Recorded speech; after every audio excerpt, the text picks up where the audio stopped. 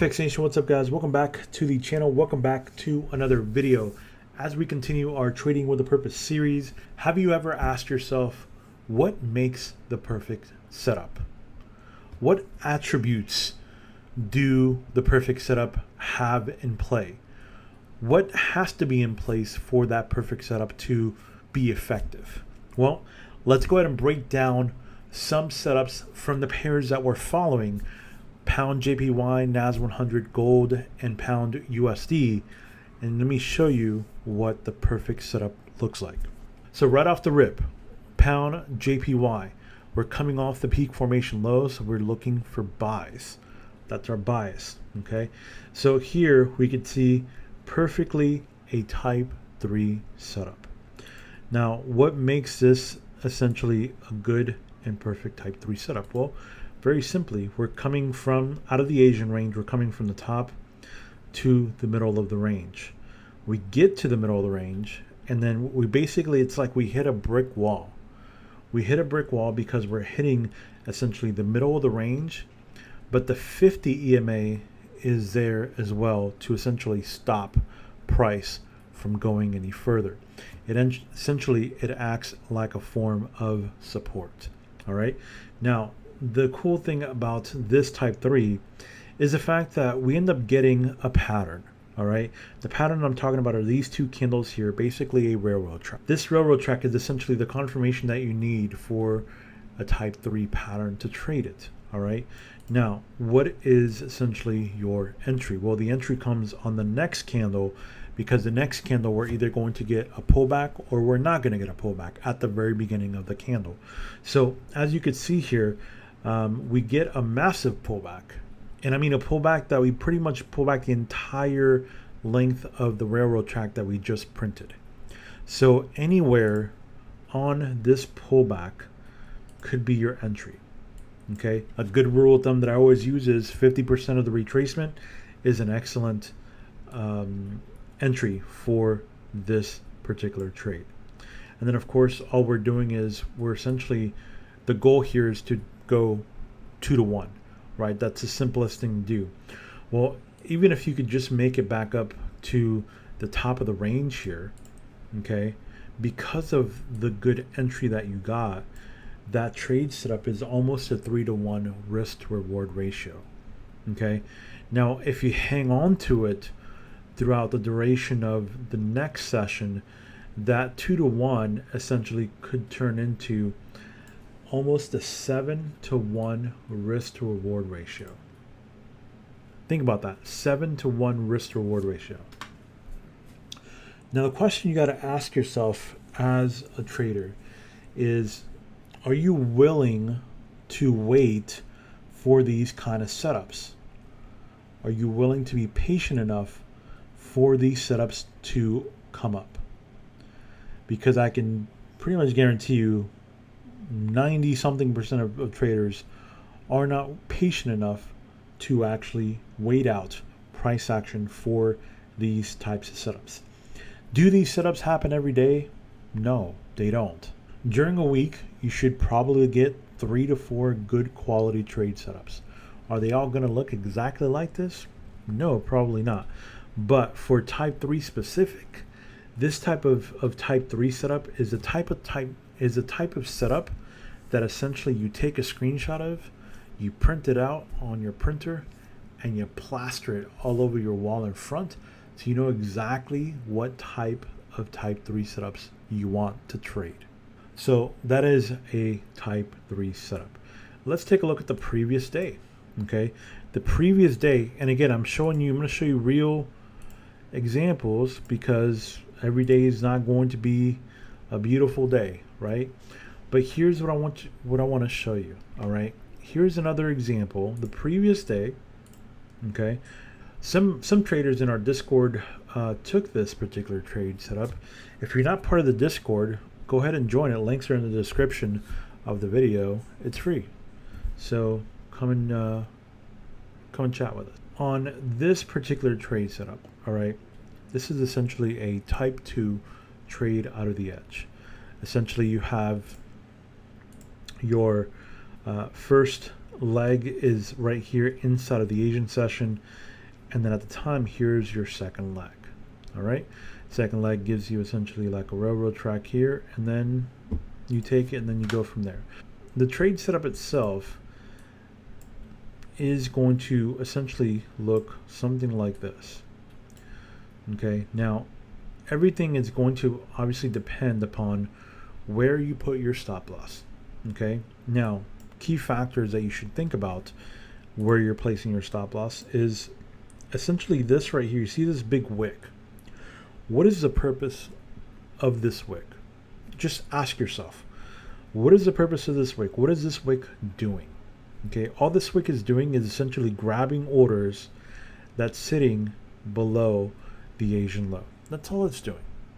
Okay, as soon as it grabs the orders, it creates the railroad track that you see here, and then it goes higher.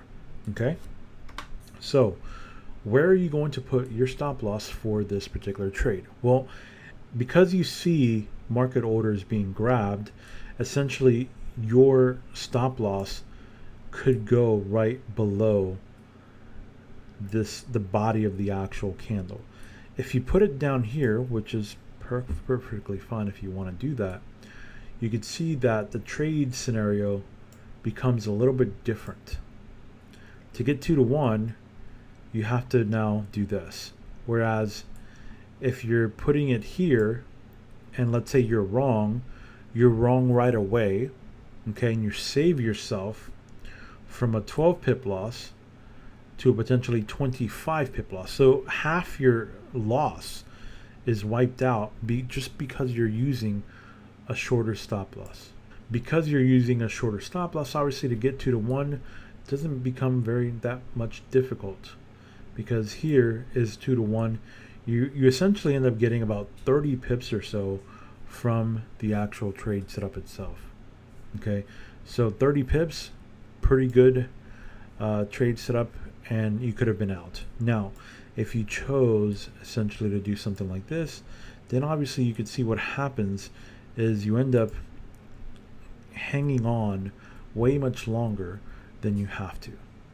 Okay, now let's play a different scenario in the sense that, what if you did not take that trade? What if you didn't trade the London session, and that's not a trade that you took, or obviously wasn't available for you? Well, what could have been available for you? Well, if you went into the New York session, you basically had a multi-session type 2, where this area here, this becomes the first leg, this becomes the second leg.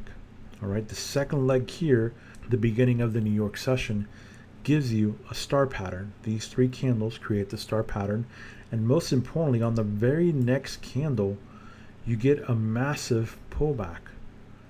Okay, anywhere in this candle, okay, is your entry. All right, it could be down here, it could be in the middle. Again, 50% of the retracement is pretty decent to me. And then of course your stop loss is just going below this candle. Okay, we're not using the wick of this candle. You can if you want to, but again, it's an unnecessary risk. And if you're wrong about this, I just want to be wrong right away. I don't want to linger this out any longer than it has to.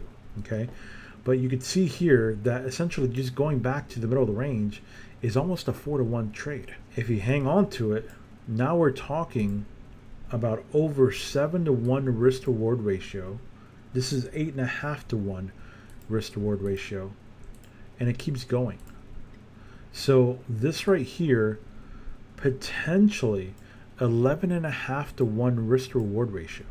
So 2 trade setups back to back on pound JPY, a multi-session type 2, or it could have been a type 2 trade out of the edge, and then a type 3 the very next day. Now, here's the thing that I keep telling you guys, is the fact that obviously trades like this are not going to happen every single day. Your job is not to try to catch monster trades like this every single day, because you're not going to. Think of yourself as a baseball player. Okay? Every time you go to bat, all you're trying to do is hit singles and get on base. Are there going to be times when you hit doubles and triples or even a home run? Sure.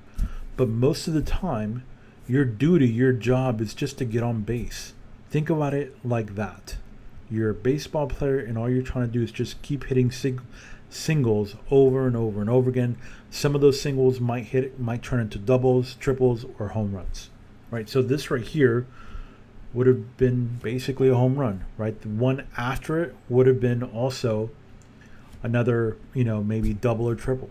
All we're trying to do is be patient with the trade setups. Make sure that you're taking the absolute best trade setups, because even if you take the absolute best trade setups and you lose those, it's okay, because you were patient, you followed the trading plan, and you followed the rules. And even when everything is perfect, you're still going to have losses. Those are the losses that you want. What you don't want is you don't want to take the losses that are stupid losses. You want to avoid the stupid losses. That's what you want to do. How to avoid the stupid losses? Well, you stop being impatient. Stop not following your rules. Stop not following your trading plan. It's very simple. Okay? Takes time and patience. That's it. 2 trade setups back to back on pound JPY. You can see what a type 3 setup looks like. Ideally, this is an ideal scenario for a type 2 multi-session. So hope this video brought you some value. If you guys need help with peak formations, all right, mapping this stuff out, how about if you guys just don't want to do this, do yourself a favor. We just launched FXN levels. Okay, links are in the description. I will do this for you, and I'll show you every single day what the levels are, so you don't have to. All right, links for that is in the description. And again, we will see you in the next video.